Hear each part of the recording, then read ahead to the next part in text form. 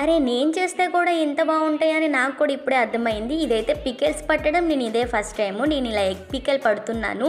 Try చేద్దాము. ఒకసారి చూద్దాం టేస్ట్ ఎలా ఉంటుందో ఏంటో అని చెప్పేసి 3 ఎగ్స్ మాత్రమే తీసుకున్నాను. అర్రే! భలే ఉందండి అసలు చాలా బావుంది. మా హస్బెండ్‌కి అయితే నచ్చేసింది. మా వారైతే చాలా ఇష్టంగా తిన్నారు. సో, నెక్స్ట్ టైం కూడా చెయ్యి పర్లేదు తినొచ్చు అని చెప్పేసి అన్నారు. ఇంక నేనైతే చెలరేగిపోయాను. ఇంక నెక్స్ట్ టైం కూడా ఇలానే చేస్తానండి. చాలా బావుంది. మీరు కూడా ట్రై చేయండి. ఈ సమ్మర్లో పికిల్స్ పట్టుకుంటూ ఉంటారు కదా, మనం తినే పికిల్స్లో కూడా ప్రోటీన్ ఉండేలా చూసుకోండి. ఇలా ఎగ్ ప్రోటీన్తో చేసుకునే పికిల్ ట్రై చేయండి. అబ్బో ఎంత బాగుందంటే నాకైతే అసలు మాటలు రావట్లేదు. ఇప్పుడు చెప్తున్నా కానీ మౌత్ వాటరింగ్ వచ్చేస్తుందండి. అంత టేస్టీగా ఉంది. చాలా ఈజీగా కూడా ఎలా చేసుకోవాలి ఏంటో ప్రాసెస్ చూసేయండి.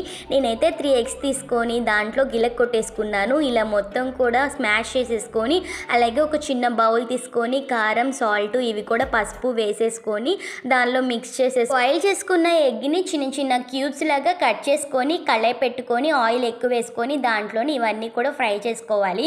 అవి ఫ్రై అవుతుండగానే జింజర్ గార్లిక్ పేస్ట్, కారం, పసుపు, సాల్ట్ ఇవి కూడా యాడ్ చేసేసుకొని మెంతులు, ఆవాలు ముందుగానే గ్రైండ్ చేసి పెట్టుకున్నవి కూడా దీనిలో వేసేసి చల్లారాక లెమన్ వేసుకోండి. వీడియో నచ్చితే సబ్స్క్రైబ్ చేయండి.